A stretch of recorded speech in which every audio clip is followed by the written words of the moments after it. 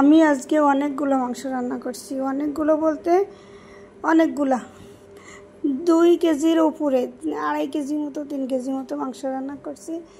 কারণ আমার প্রেশার নাই, প্রেশার না ওঠানামা করছে, তাই ভাবলাম যে বেশি করে মাংস রান্না করে রাখবো ফ্রিজে, যাতে খেতে পারি বের করে। কারণ আমার ইদানিং একটু প্রেশার ঠিক যাচ্ছে না, আর শরীরটাও বেশি ভালো যাচ্ছে না। তাই গরু মাংসটা বেশি আমার পছন্দ না, কারণ আমার অ্যালার্জি আছে। তারপরও আমার প্রেশারের জন্য গরু মাংসটা খাওয়া। আসসালামু আলাইকুম, কী অবস্থা সবাই কেমন আছেন? আশা করি সুস্থ এবং ভালো আছেন। আলহামদুলিল্লাহ আমি বেশ ভালো আছি।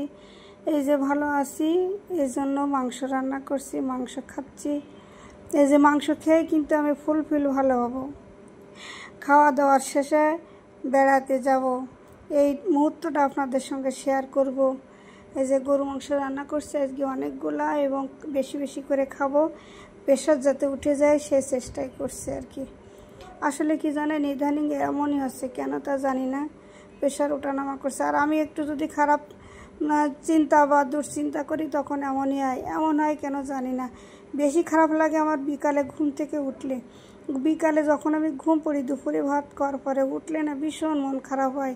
এই মন খারাপটা হয় খালি আমার মার জন্য আর ভাইয়ের জন্য।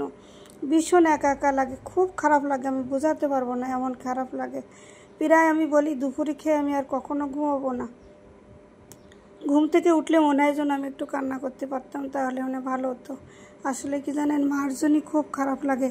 এমন বয়সে মা বাবার আদর পাবো, আর সেই বয়সটা একা একা। একটা ভাই ছিল আদরের, সেটাও নেই, কী করবো বলেন। এই জন্য খুব খারাপ লাগে।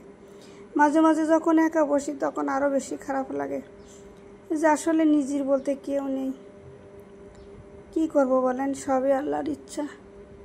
আল্লাহ যেটা ভালো মনে করছে সেটাই করছে, কিন্তু মেনে নিতে তো পারি না। চেষ্টা করি, তারপরেও পারি না।